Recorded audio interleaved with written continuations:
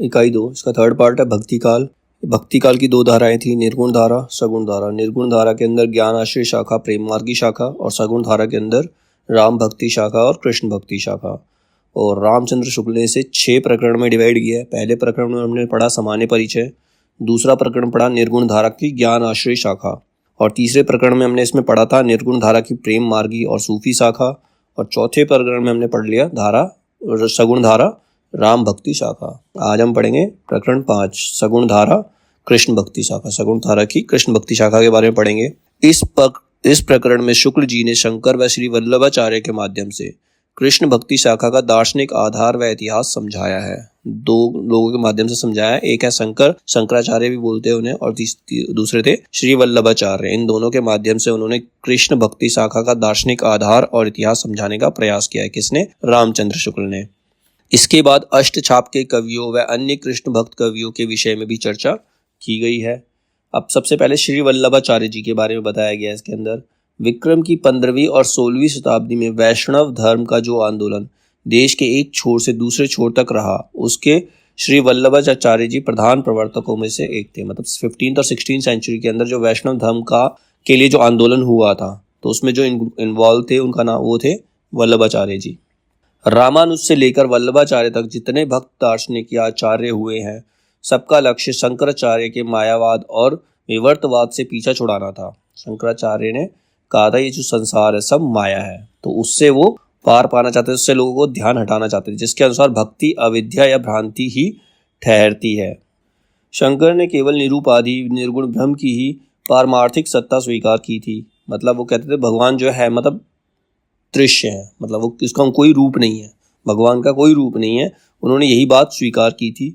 वल्लभ ने ब्रह्म के सर्वधर्म माने, सर्वधर्म में सब सारे के सारे धर्म को माना। सारी सृष्टि को उन्होंने लीला के लिए ब्रह्म की आत्मकृति कहा। अपने को अंश रूप जीवों में बिखराना ब्रह्म की लीला मात्र है। मतलब भगवान जो है अपने आप को अपने पार्ट्स, मतलब उनके अंश जो है हर व्यक्ति के अंदर मिलते हैं, ये उन्हीं की लीला है। शंकर ने निर्गुण को ही ब्रह्म का पारमार्थिक या असली रूप कहा था और सगुण को व्यवहारिक या मायिक। वल्लभाचार्य ने बात उलटकर सगुण रूप को ही असली पारमार्थिक रूप बताया, मतलब भगवान का रूप है, और निर्गुण को उसका अंशतः तिरोहित रूप का है। और जो निर्गुण है वो एक बहुत छोटा सा निर्गुण भगवान जो है, मतलब जो दिखाई नहीं देते, वो एक छोटा सा अंश है, बाकी सभी के अंदर भगवान है। भक्ति की साधना के लिए वल्लभ ने उसके श्रद्धा के अवयव को छोड़कर जो महत्व की भावना में मग्न रहता है, केवल प्रेम लिया। प्रेम लक्षणा भक्ति ही उन्होंने ग्रहण की है। वल्लभाचार्य ने क्या किया? प्रेम लक्षणा भक्ति को ही उन्होंने ग्रहण किया, स्वीकार किया है। 84 वैष्णव की वार्ता में सूरदास की एक वार्ता के अंतर्गत प्रेम को ही मुख्य और श्रद्धा या पूज्य बुद्धि को ही अनुषंगिक या सहायक कहा है। मतलब भक्ति अगर प्राप्त करनी तो उसके लिए सहायक क्या है? मनुष्य का जो प्रेम है वही सहायक है उसके लिए, वो प्रेम से ही भक्ति प्राप्त कर सकते हैं। अब इसके अंदर दार्शनिक पीठिका। अक्षर ब्रह्म अपनी आविर्भाव तिरोभाव की अचिंत्य शक्ति से जगत के रूप में परिणित भी होता है। मतलब जो भगवान है वो अपनी अचिंत्य शक्ति से जगत में सब जगह है, सब जगह विद्यमान है और उसके परे भी रहता है। वह अपने सत्य, चित्त और आनंद, इन तीनों स्वरूपों का आविर्भाव और तिरोभाव करता रहता है। जीव में सत्य और चित्त का आविर्भाव रहता है पर आनंद का तिरोभाव रहता है। मतलब जो जीव है, मनुष्य, उसके अंदर सत्य और चित्त, मतलब उसका मन भी होता है, ठीक है, इनका आविर्भाव तो रहता है, लेकिन आनंद उसे कभी कभी प्राप्त होता है। तिरोभाव मतलब कभी प्राप्त होता है, कभी प्राप्त नहीं होता। जड़ में केवल सत्य का आविर्भाव रहता है, चित्त और आनंद दोनों का तिरोभाव रहता है। और जो जड़ है, वो जड़ जो मतलब निर्जीव है, वो तो आनंद की प्राप्ति कर ही नहीं सकते, उनको आनंद का अनुभव नहीं कर सकते, तो उनके अंदर केवल क्या है? सत्य है। माया कोई वस्तु नहीं है, माया कोई वस्तु नहीं है, ये एक सिर्फ माया जाल है। श्री कृष्ण ही पर ब्रह्म है। वो कहते हैं श्री कृष्ण ही सबसे भगवान है जो दिव्य गुणों से संपन्न होकर पुरुषोत्तम कहलाते हैं, मतलब पुरुषों में उत्तम पुरुषोत्तम कहलाते हैं। आनंद का पूर्ण आविर्भाव इसी पुरुषोत्तम रूप में रहता है, अतः यही श्रेष्ठ रूप है। मतलब भगवान का रूप उन्होंने श्री कृष्ण के रूप में लिया है। श्री कृष्ण ही पर ब्रह्म है। पुरुषोत्तम कृष्ण की सब लीलाएं नित्य हैं, मतलब सही हैं। वे अपने भक्तों के लिए व्यापी वैकुंठ में, जो विष्णु के वैकुंठ से ऊपर होता है, अनेक प्रकार की क्रीड़ाएं करते रहते हैं, मतलब अनेक अनेक लीलाएं करते हैं। बचपन में उन्होंने उनकी बाल लीलाएं हैं, गोपी लीलाएं, मतलब उन्होंने बहुत सारी लीलाएं करी हैं। गोलोक इसी व्यापी वैकुंठ का एक खंड है जिसमें नित्य रूप से यमुना, वृंदावन, निकुंज इत्यादि सब कुछ है।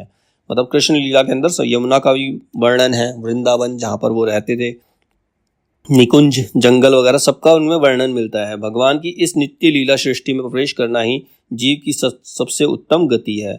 जो व्यक्ति उनकी नित्य लीला को समझ सकता है, उसमें प्रवेश कर सकता है, तो उसको मोक्ष की प्राप्ति होगी, वही उसकी उत्तम गति है। अब इसका पुष्टि मार्ग, पुष्टि मार्ग क्या है? प्रेम साधना में वल्लभ ने लोक मर्यादा और वेद मर्यादा दोनों का त्याग विधेय ठहराया।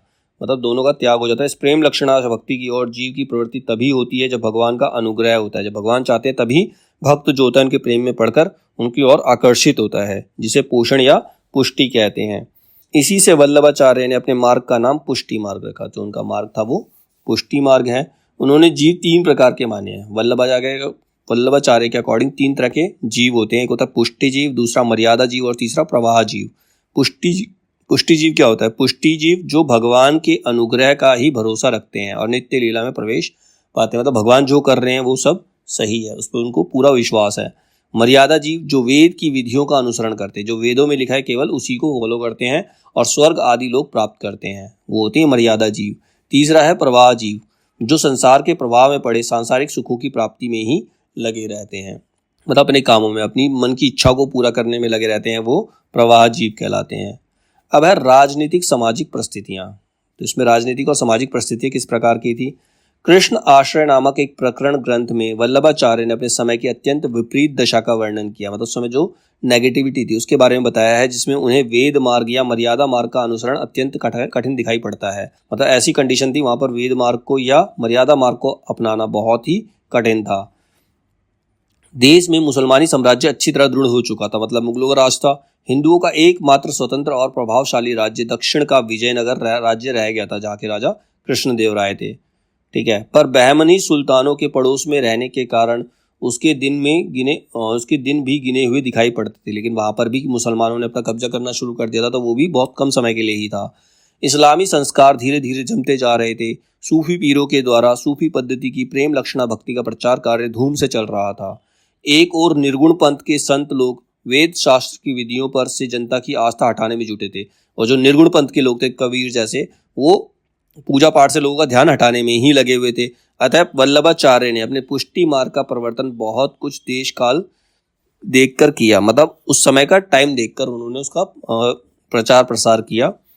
रामानुजाचार्य के समान वल्लभाचार्य ने भी भारत के बहुत से भागों में पर्यटन और विद्वानों से शास्त्रार्थ करके अपने मत का प्रचार किया। मतलब काफ़ी जगह पर वो घूमे और वहाँ के विद्वानों शास्त्रार्थ, मतलब उन्होंने उनके शास्त्रों का कंपटीशन शास्त्रार्थ कहलाता है, तो वहाँ पर उन्होंने शास्त्रार्थ करके अपने मत का, अपने विचारों का प्रचार और प्रसार किया। अब है वल्लभ संप्रदाय की उपासना पद्धति। वल्लभ संप्रदाय की उपासना पद्धति कैसी थी? मतलब भगवान को किस प्रकार से मानते थे?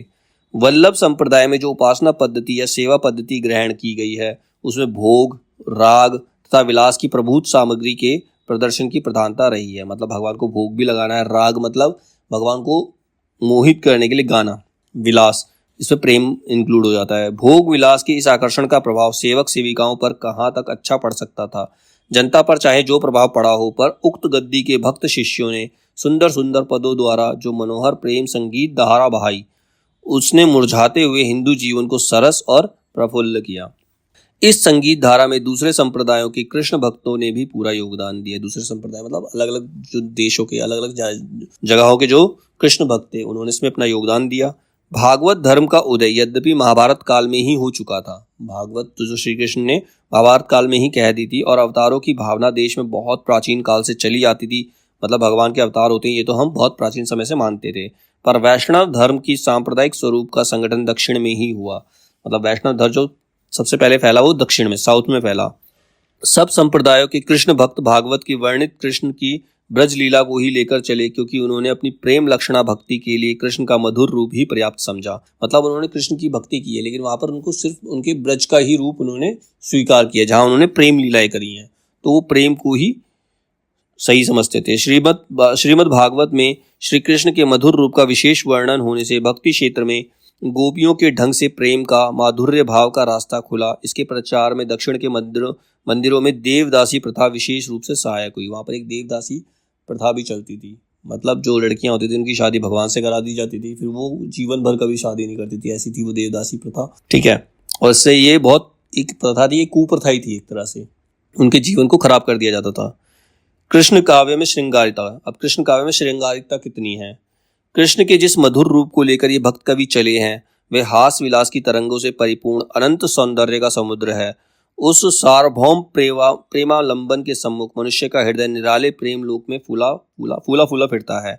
मतलब कृष्ण भक्ति में केवल प्रेम को ही प्रधान तत्व माना है। मतलब प्रेम है तो भक्ति है।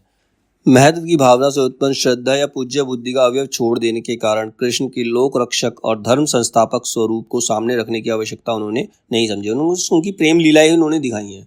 उन्होंने धर्म की रक्षा के लिए जो कार्य किया, राक्षसों को जो मारा, कंस को जो मारा, उसको उनका वर्णन करने की उन्होंने आवश्यकता ही नहीं समझी उस समय के कवियों ने। कृष्ण भक्ति परंपरा में श्री कृष्ण की प्रेममयी मूर्ति को लेकर प्रेम तत्व की बड़े विस्तार के साथ व्यंजना हुई है। उनके लोक पक्ष का समावेश उसमें नहीं है। मतलब उनके और कार्यों का समावेश नहीं किया गया। इन कृष्ण भक्तों के कृष्ण प्रेमोन्मत्त गोपिकाओं से घिरे हुए गोकुल के श्री कृष्ण हैं। बड़े बड़े भूपालों के बीच लोक व्यवस्था की रक्षा करते हुए द्वारका के श्री कृष्ण नहीं है। मतलब उन्होंने श्री कृष्ण भक्ति के अंदर केवल प्रेम लीला करते हुए श्री कृष्ण को ही लिया है। ठीक है, उन्होंने राजा बनकर और महाभारत में जो भी कुछ किया उसको नहीं लिया गया। भगवान के धर्म स्वरूप को इस प्रकार किनारे रख देने से उसकी ओर आकर्षित होने और आकर्षित करने की प्रवृत्ति का विकास कृष्ण भक्तों में नहीं हो पाया। फल यह हुआ कि कृष्ण भक्त कवि अधिकतर फुटकल श्रृंगारी पदों की रचना में ही लगे रहे। इस कृष्ण भक्त कवियों के संबंध में कहना आवश्यक है कि वह अपने रंग में मस्त रहने वाले जीव थे। तुलसीदास जी के समान लोक संग्रह का भाव इनमें नहीं था। समाज किधर जा रहा है इस बात की परवाह ये नहीं रखते थे। यहाँ तक कि अपने भगवत प्रेम के पुष्टि के लिए जिस श्रृंगारमयी लोकोत्तर छटा और आत्मोत्सर्ग की अभिव्यंजना से इन्होंने जनता को रसोन्मत्त किया, उसका लौकिक स्थूल दृष्टि रखने वाले विषय वासनापूर्ण जीवों का पर कैसा प्रभाव पड़ेगा इसकी ओर उन्होंने ध्यान नहीं दिया। उन्होंने तो भगवान के प्रेम को दर्शाने की कोशिश की, सारे कवियों ने वही काम किया, लेकिन कुछ लोगों के ऊपर उसका विपरीत प्रभाव भी पड़ सकता है, लोगों के अंदर वासना का विकास भी हो सकता है, ये उन्होंने नहीं सोचा। जिस राधा और कृष्ण के प्रेम को इन भक्तों ने अपनी गुणातिगूढ़ चरम भक्ति का व्यंजक बनाया, उसको लेकर आगे के कवियों ने श्रृंगार की उन्माद कारिणी उक्तियों से हिंदी काव्य को भर दिया। शुरुआत में तो वो राधा और कृष्ण के प्रेम को एक भक्ति का नाम देते थे, लेकिन बाद के कवियों ने उनको पूरी तरह से प्रेम का नाम दे दिया। कृष्ण काव्य का काव्य रूप। अब कृष्ण काव्य का काव्य रूप किस प्रकार का है? कृष्ण चरित के गान में गीत काव्य की जो धारा पूर्व में जयदेव और विद्यापति ने बहाई, उसी का अवलंबन ब्रज के भक्त कवियों ने भी किया। आगे चलकर अलंकार काल के कवियों ने अपनी श्रृंगारमयी मुक्तक कविता के लिए राधा और कृष्ण का ही प्रेम लिया। मतलब इसमें ज्यादातर गीत काव्य है, इसकी जो काव्य रूप है वो गीत काव्य ही है। मतलब प्रेम लीला को उन्होंने गाकर लोगों को सुनाया। उनकी रचनाओं में ना तो जीवन के अनेक गंभीर पक्षों के मार्मिक रूप स्फुरित हुए हैं, मतलब उन्होंने गंभीर पक्षों को तो लिया ही नहीं, और ना ही अनेक रूपता आई। श्री कृष्ण का इतना चरित ही उन्होंने ना लिया जो खंड काव्य, महाकाव्य आदि के लिए पर्याप्त होता। राधा कृष्ण की प्रेम लीला ही सबने गाई। कृष्ण भक्त कवियों ने श्री कृष्ण भगवान के चरित्र का जितना अंश लिया वह एक अच्छे प्रबंध काव्य के लिए पर्याप्त नहीं था। मतलब उनके बारे में संपूर्ण जानकारी उन्होंने देने का प्रयत्न भी नहीं किया। उनमें मानव जीवन की वह अनेक रूपता नहीं थी जो एक प्रबंध काव्य के लिए आवश्यक है। इसीलिए जो कृष्ण काव्य वो प्रबंध काव्य नहीं कहा जा सकता। कृष्ण भक्त कवियों की परंपरा अपने इष्ट देव की केवल बाल लीला और यौवन लीला लेकर ही अग्रसर हुई, जो गीत और मुक्तक के लिए ही उत्पन्न थी, उपयुक्त थी। वो मुक्तक क्या होते हैं? बहुत छोटा सा पैराग्राफ होता है जो अलग से उसका अपना एक मीनिंग होता है। और प्रबंध काव्य क्या होता है? जिसके अंदर सारी चीजों को जोड़कर दिखाया जाता है। जैसे रामचरितमानस के अंदर सब कांड को, सुंदर कांड, अयोध्या कांड और उत्तरकांड, सबको मिला करके उन्होंने एक प्रबंध काव्य बनाया। ऐसा श्री कृष्ण काव्य में ऐसा नहीं हो पाया, वो एक मुक्तक बनकर ही रह गया। मुक्तक के क्षेत्र में कृष्ण भक्त कवियों तथा अलंकारिक कवियों ने श्रृंगार और वात्सल्य रसों को पराकाष्ठा पर पहुंचा दिया, इसमें कोई संदेह नहीं। मतलब उन्होंने उनकी प्रेम लीला को और वात्सल्य रसों को, वात्सल्य मतलब जो बचपन में उनकी माँ उनसे प्रेम करती है वो वात्सल्य होता है, और जो उनके यौवन काल में जो प्रेम लीलाएं दिखाई वो प्रेम लीला होती है। ठीक है, उनमें से उनको तो उन्होंने इतनी ऊंचाई तक पहुंचा दिया, इसमें कोई संदेह नहीं है कि सब लोग उसको आज भी गाते हैं।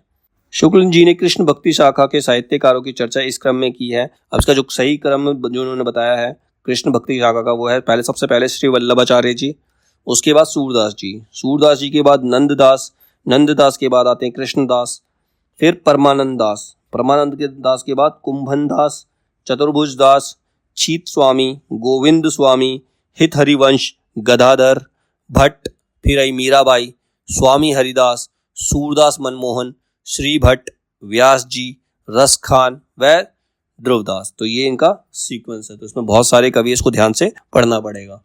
ठीक है। अब इसमें अष्टछाप के कवि भी हैं। अष्टछाप के 8 कवि हैं। अष्टछाप के कवि, ये इंपॉर्टेंट है, पढ़ना जरूरी है। अष्टछाप के 8 कवि है सूरदास, नंददास, कृष्णदास, परमानंद दास, कुंभन दास, चतुर्बुद्ध दास, चित स्वामी और गोविंद स्वामी। ये सारे अष्टछाप के कवि हैं। तो ये इंपॉर्टेंट है। कृष्ण काव्य के अष्टछाप के कवियों के नाम आ सकते हैं। उसमें से पता, तुमसे क्वेश्चन भी पूछा जा सकता है, इनमें से कौन सा कवि अष्टछाप के कवि नहीं है। तो तुम्हें 8 नाम पता होंगे तो तुम्हें पता चल जाएगा कि कौन सा कवि नहीं है और कौन सा है। तो एक बार फिर से देखते हैं अष्टछाप के कवि कौन कौन है। सूरदास, नंददास, कृष्णदास, परमानंद दास, कुंभन दास, चतुर्बुद्ध दास, जिनके पीछे दास लगा हुआ 6 तो वही है। ठीक है। अब इसमें कुछ और भी नाम के आगे वो लगा सकते हैं दास, कंफ्यूज करने के लिए। तो तुम्हें नाम याद रहने चाहिए।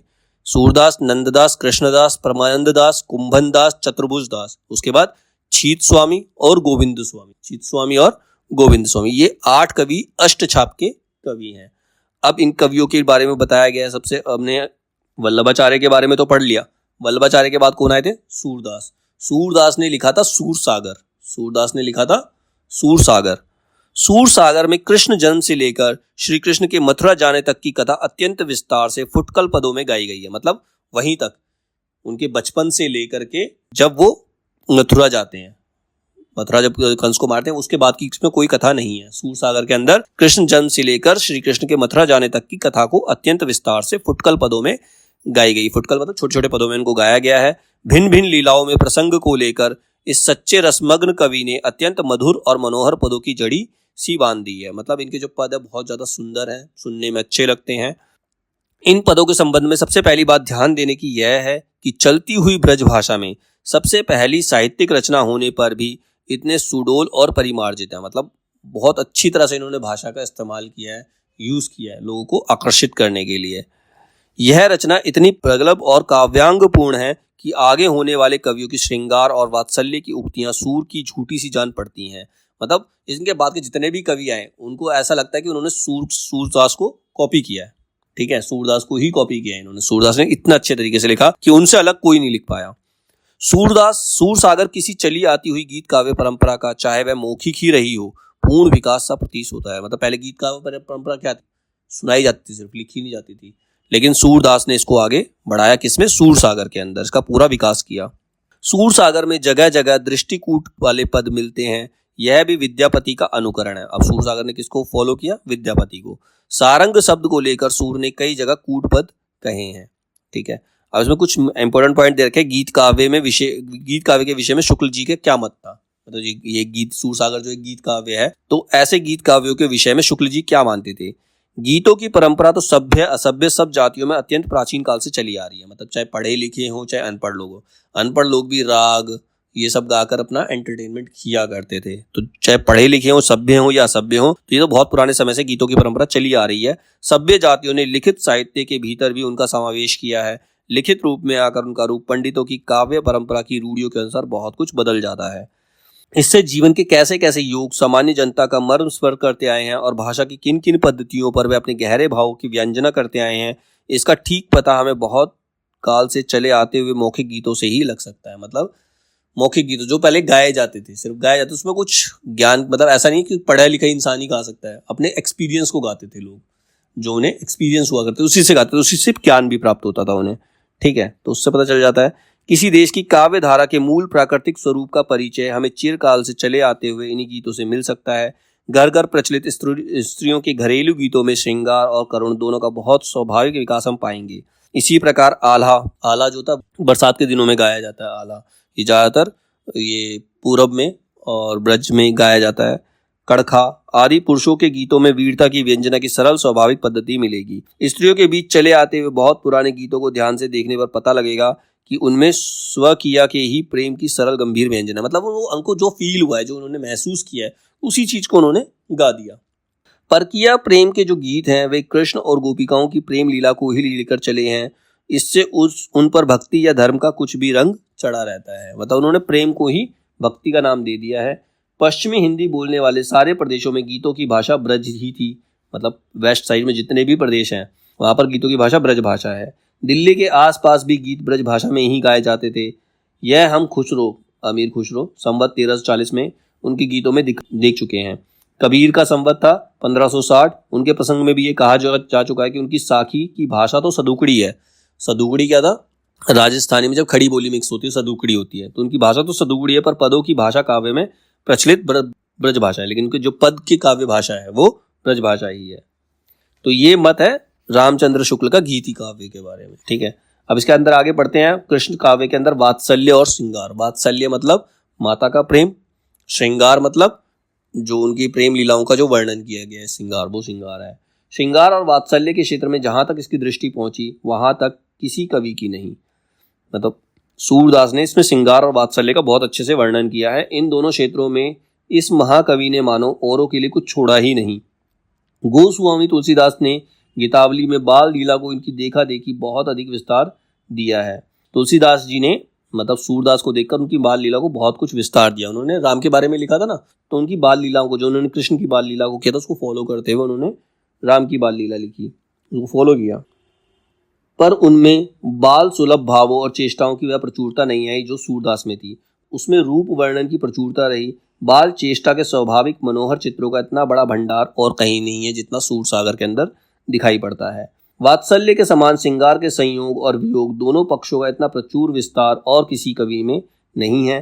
गोकुल में जब तक श्री कृष्ण रहे तब तक उनका सारा जीवन ही संयोग पक्ष है। मतलब वो किसी से बिछड़े नहीं, सबके साथ रहकर उन्होंने अपना कार्य किया। उन्होंने की दान लीला, माखन लीला, चीर हरण लीला, रास लीला आदि ना जाने कितनी लीलाओं पर सहस्त्रों पद भरे पड़े हैं, हजारों पद हैं। सूर ने एक न्यारे प्रेम लोक की आनंद छटा अपने छन बंद नेत्रों से देखी है। कृष्ण के मथुरा चले जाने पर गोपिकाओं का जो विरह सागर उमड़ा है, उसमें मग्न होने पर तो पाठकों को वार पार नहीं मिलता। जब श्री कृष्ण छोड़कर मथुरा चले गए थे तो जो गोपिकाएं थी, तो उनके विरह में उन्होंने जो गीत गाए, विरह में जो उन्होंने पद लिखे, उससे तो सब लोग भाव विभोर हो जाते हैं। वियोग के जितने प्रकार की दशाएं हो सकती हैं, सबका समावेश उनके भीतर है। श्रृंगार के अंतर्गत भाव पक्ष और विभाव पक्ष दोनों के अत्यंत विस्तृत और अनूठे वर्णन इस सागर के भीतर लहरें मार रहे हैं। परंपरा से चले आते हुए चंद्रोपालंब आदि सब विषयों का विधान सूर के वियोग वर्णन के भीतर है, कोई बात छूटी नहीं है। मतलब श्रृंगार में जो भी चीजें हो सकती हैं, मिलन, बिछड़ना, जो भी हो सकता है, वो सारे भाव इन्होंने दिखाए हैं। इन्होंने कुछ भी दूसरे कवियों के लिए नहीं छोड़ा। अब इसमें कुछ पॉइंट दे रखे। कृष्ण भक्ति काव्य के प्रेम का स्वरूप। कृष्ण भक्ति काव्य में प्रेम का क्या स्वरूप दिखाया गया है? राधा कृष्ण के प्रेम को लेकर कृष्ण भक्ति की जो काव्य धारा चली, उसमें लीला पक्ष अर्थात ब्रह्मार्थ विधान की प्रधानता रही है। उसमें केली, विलास, रास, छेड़छाड़, मिलन की युक्तियों आदि बाहरी बातों का ही विशेष वर्णन है। प्रेम लीन हृदय की नाना अनुभूतियों की व्यंजना कम है। मतलब जो हृदय प्रेम में पड़ा हुआ है उसकी व्यंजना उन्होंने बहुत कम की है। वियोग वर्णन में कुछ संचारियों का समावेश मिलता है, पर वे रूढ़ और परंपरागत, उनमें नूतन उद्भावना बहुत थोड़ी पाई जाती है। मतलब जब वियोग वर्णन इन्होंने किया है तो पुराने तरीकों का इस्तेमाल किया है, उसमें नयापन कुछ भी नहीं है। भ्रमर गीत। भ्रमर गीत के अंतर्गत अलबत सूर ने अभ्यंतर पक्ष का ही विस्तृत उद्घाटन किया। प्रेम दशा के भीतर की ना जाने कितनी मनोवृत्तियों की व्यंजना गोपियों के वचनों द्वारा होती है। तो भ्रमर गीत क्या है? भ्रमर गीत क्या है? उनके वियोग को दर्शाया, गोपियों के वियोग को दर्शाने का प्रयास किया। भ्रमर गीत भी सूरदास ने लिखी है। सूरसागर और भ्रमर गीत भी सूरदास की ही रचना है। ठीक है, भ्रमर गीत के अंदर गोपिकाओं की वेदना को दिखाने का प्रयास इन्होंने किया है। सूर की, अब अगर नेक्स्ट पॉइंट है, सूर की बड़ी भारी विशेषता है कि नवीन प्रसंगोद्भावना करने वाली ऐसी प्रतिभा हम तुलसी में नहीं पाते। बाल लीला और प्रेम लीला दोनों के अंतर्गत कुछ दूर तक चलने वाले ना जाने कितने छोटे छोटे मनोरंजक वृत्तों की कल्पना सूर ने की है। जीवन के एक क्षेत्र के भीतर कथा वस्तु की है रमणीय कल्पना ध्यान देने योग्य है। मतलब उन्होंने जो कृष्ण का बाल रूप सोचा है, जो कल्पना की है, वो कोई और नहीं कर पाया। तो ये तो सूरसागर के बारे में बताया था। अभी मैंने दूसरी रचना बताई थी उनकी, भ्रमर गीत। भ्रमर गीत भी सूरदास की रचना है। सूरसागर का सबसे मर्मस्पर्शी और वाग्देयपूर्ण अंश भ्रमर गीत है, जिसमें गोपियों की वचन वक्रता अत्यंत मनोहारिणी है। ऐसा सुंदर उपालंब काव्य कहीं भी नहीं मिलता। भ्रमर गीत जो है एक्चुअल में सूरसागर का ही पार्ट है। भ्रमर गीत जो है सूरसागर का ही पार्ट है। इसमें जो गोपियां हैं, गोपियां उपालंब, हमारा मतलब ताने देते, श्री कृष्ण को ताने मारते हुए उनकी बातों का वर्णन किया गया है। भक्त शिरोमणि सूर ने इसमें सगुण उपासक का निरूपण बड़े ही मार्मिक ढंग से हृदय की अनुभूति के आधार पर तर्क पद्धति पर नहीं किया। उन्होंने हृदय की अनुभूति को लेकर वर्णन किया है, ना कि तर्क। मतलब इसमें कोई फैक्ट नहीं है, कोई किसी चीज को जोड़कर नहीं देखा जा सकता। उन्होंने सिर्फ हृदय की अनुभूति, जो अनुभूति हुई वो लिखा। सगुण निर्गुण का यह प्रसंग सूर अपनी ओर से लाए हैं, जिसमें संवाद में बहुत कुछ रोचकता आ गई है। भागवत में यह प्रसंग नहीं है। सूर के समय में निर्गुण संत संप्रदाय की बातें जोर शोर से चल रही थी। इसी से उपयुक्त स्थल देखकर सूर ने इस प्रसंग का समावेश कर दिया है। एक टाइम पर तो कहते हैं कि भगवान निर्गुण है, भगवान का कोई रूप है ही नहीं। जिस प्रकार रामचरित का गान करने वाले भक्त कवियों में गोस्वामी तुलसीदास का स्थान सर्वश्रेष्ठ है, उसी प्रकार कृष्ण चरित गाने वाले भक्त कवियों में महात्मा सूरदास जी का स्थान बहुत ऊंचा है। वास्तव में ये हिंदी काव्य गगन के सूर्य और चंद्र है। मतलब हिंदी का अगर आकाश देखा जाए, हिंदी भाषा का आकाश देखा जाए, तो एक सूर्य है तो दूसरा चंद्र है, तुलसीदास और सूरदास। जो तन्मयता इन दोनों भक्त शिरोमणि कवियों की वाणी में पाई जाती है वह अन्य कवियों में नहीं है। हिंदी काव्य इन्हीं के प्रभाव से अमर हुआ है। मतलब रामचरितमानस और सूरसागर लोग आज भी बड़े ध्यान से पढ़ सकते हैं। इन्हीं की सरसता से उनका स्रोत सूखने नहीं पाया है, इसीलिए हिंदी आज भी लोगों के दिलों में बसती है। अब तो ये हमने पढ़ा सूरदास के बारे में। सूरदास के बाद कौन आए थे? नंददास। ठीक है, नंददास। अष्टछाप में सूरदास जी के पीछे इन्हीं का नाम लेना पड़ता है। अष्टछाप के कवि हैं ये भी। सूरदास भी अष्टछाप के कवि थे, दूसरे थे नंददास। इनकी रचना भी बड़ी सरस और मधुर है। इसके संबंध में यह कहावत प्रसिद्ध है, और कवि गढ़िया नंददास जड़िया। बाकी सब कविता गढ़ते हैं, बनाते हैं, और ये जड़ते हैं, मतलब जबरदस्ती लोगों को चिपकाते हैं। इनकी सबसे प्रसिद्ध पुस्तक रास पंचाध्यायी। अब रास पंचाध्यायी किसकी पुस्तक है? नंददास। क्वेश्चन बन सकता है। रास पंचाध्यायी जो है नंददास की पुस्तक है, जो रोला छंदों में लिखी गई है। कौन से छंदों में लिखी है? रोला छंदों में। इसमें जैसा कि नाम से ही प्रकट होता है कि कृष्ण की रास लीला का अनुप्रासयुक्त साहित्य भाषा में विस्तार के साथ वर्णन है। जैसा कि पहले कहा जा चुका है, सूर ने स्वाभाविक चलती भाषा का ही अधिक आश्रय लिया है, पर नंददास जी में ये बातें पूर्ण रूप से पाई जाती हैं। तो ये नंददास जी के बारे में बहुत थोड़ा सा ही लिखा हुआ है। एक तो इसमें सबसे इंपॉर्टेंट चीज यही थी कि नंददास जी की जो पुस्तक है वो है रास पंचाध्यायी, ठीक है, जो कि रोला छंदों में लिखी हुई है। और नंददास जो है वो अष्टछाप के कवि हैं। इनके बाद आते छीत स्वामी। छीत स्वामी भी अष्टाध्यायी के कवि हैं, अष्टछाप के कवि हैं। इनके पदों में श्रृंगार के अतिरिक्त ब्रजभूमि के प्रति प्रेम व्यंजना भी अच्छी पाई जाती है। फिर है परमानंद दास। परमानंद दास भी अष्टछाप के ही कवि हैं। अत्यंत तन्मयता के साथ बड़ी ही सरल कविता करते हैं। कहते हैं कि इससे किसी एक पद को सुनकर आचार्य जी कई दिनों तक बदन की सुध भी भूले रहे। मतलब इनका कोई एक पद सुन ले तो वो अपना तन मन सब खो जाते हैं, उनका दिमाग ही रुक जाता है। इनके बाद है मीराबाई। मीराबाई की उपासना माधुर्य भाव की थी, मतलब उनके अंदर प्रेम भाव था, अर्थात वे अपने इष्ट देव श्री कृष्ण की भावना प्रियतम या पति के रूप में करती हैं। पहले ये कहा जा चुका है कि इस भाव की उपासना में रहस्य का समावेश अनिवार्य है। इसमें रहस्य, वो श्री कृष्ण को पति मानती हैं, तो ये रहस्य है कि वो अपने पति उनको किस प्रकार से मान सकती हैं। इसी ढंग की उपासना का प्रचार सूफी भी कर रहे थे, अतः उनका संस्कार भी इन पर अवश्य कुछ पड़ा। इसके बाद आते हैं स्वामी हरिदास। स्वामी हरिदास, इनके पद कठिन राग रागनियों में गाने योग्य हैं। स्वामी हरिदास के जो पद हैं वो राग रागनियों में गाए जाते हैं, जो कि मुश्किल है, पढ़ने में कुछ ऊबड़ खाबड़ लगते हैं। पद विन्यास भी और कवियों के समान सर्वत्र मधुर और कोमल नहीं है, पर भाव उत्कृष्ट है। इसके बाद आते हैं रसखान। रसखान एक मुसलमान कवि थे जो कृष्ण भक्ति में आते हैं। रसखान जो है मुसलमान कवि है। प्रेम के ऐसे सुंदर उद्गार इसके सवैयों में निकले कि जनसाधारण प्रेम या श्रृंगार संबंधी कवित सवैयों को ही रसखान कहने लगे। जैसे कोई रसखान सुनाओ, मतलब उनकी कविताओं को उनका ही नाम दे दिया, मतलब उनकी कविता का नाम लेकर सीधा रसखान सुनाओ। ठीक है, जैसे आज की डेट में भी बोल देते हैं, कुमार विश्वास जी के लिए बोलते कुमार विश्वास को सुनाओ। ठीक है, ऐसे ही उनके लिए भी इस्तेमाल किया जाता था कि यार रसखान सुनाओ, उनका नाम दे दिया गया। इसकी भाषा बहुत चलती, सरस और शब्द आडंबर मुक्त होती थी। शुद्ध ब्रज भाषा का जो चलतापन और सफाई इनकी और घनानंद की रचनाओं में है, वह अन्यत्र दुर्लभ है।